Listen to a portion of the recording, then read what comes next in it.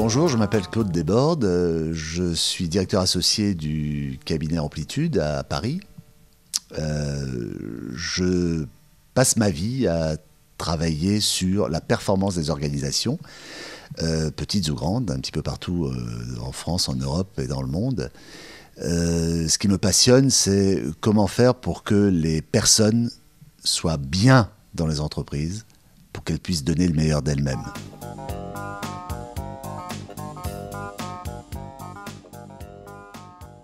C'est une question à laquelle on doit tous répondre, mais avant de répondre à la question, il faut peut-être regarder pourquoi nous sommes dans la situation dans laquelle nous sommes aujourd'hui.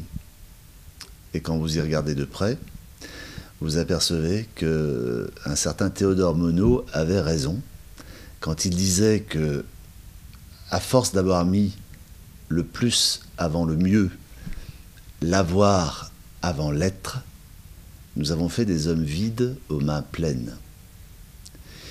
Eh bien, l'accusation qu'on pourrait porter, gentille accusation, mais enfin, quand même, serait de dire que peut-être que le management a une responsabilité importante dans cette approche depuis un certain nombre d'années, à savoir n'avoir pas respecté la hiérarchie des valeurs.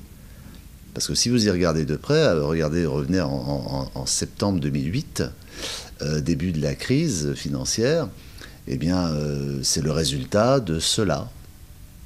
On a mis l'avoir avant l'être, le plus avant le mieux.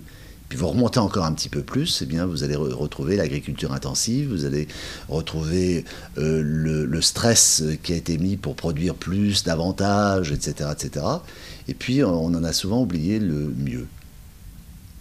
Or, ce n'est pas avec du stress et du plus que l'on développe de la performance.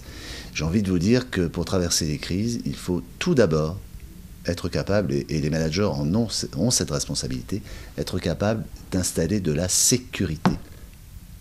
Sécurité.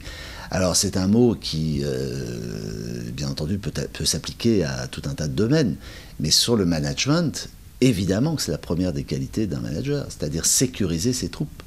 Plus les troupes sont sécurisées, plus il y a des chances de passer une crise dans les meilleures conditions.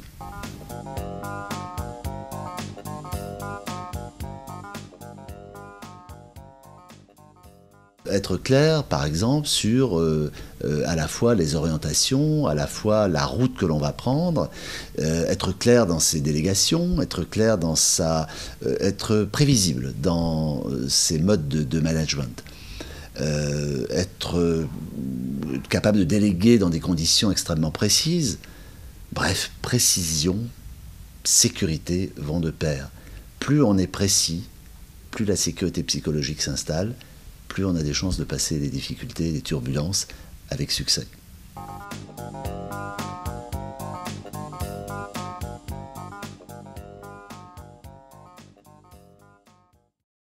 Évidemment, c'est le top management qui donne le là. Et le middle management va relayer ces éléments-là, les éléments de la stratégie, les éléments opérationnels au niveau des troupes. Et on a peut-être des chances que les choses se passent plutôt bien. Si en revanche, l'exemplarité ne vient pas de là-haut, eh bien, on a probablement des dysfonctionnements dans tous les coins et on se demande bien d'où ça vient. Et en général, le top management, évidemment, fait porter la responsabilité sur le middle management, parce que c'est tellement plus facile. Parce que le middle management n'est pas capable de faire. Or, on s'aperçoit que le middle management n'a pas les bons indicateurs, les bonnes orientations, les bonnes précisions, les précisions qu'il convient, et donc applique ce qu'il reçoit de là-haut. On ne peut donner que ce que l'on reçoit. Ça, c'est une chose, un principe de base, de bon sens, qu'il convient de se remettre à l'esprit, surtout en situation de crise comme aujourd'hui.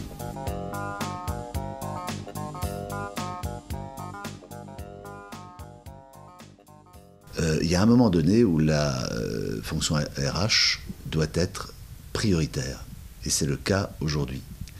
Quand on dit mettre l'être avant l'avoir, ça veut dire mettre les RH au cœur du dispositif.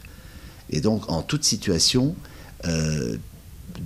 particulièrement en situation de turbulence, il faut vraiment mettre les êtres humains au cœur du dispositif la fonction RH est fondamentale, décisive, capitale dans cette approche.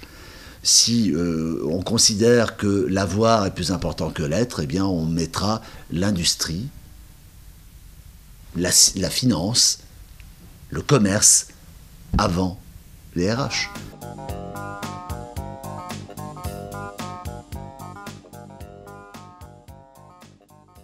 C'est d'arrêter de poser son exigence tous les matins à des gens avec qui on n'a pas su créer du lien.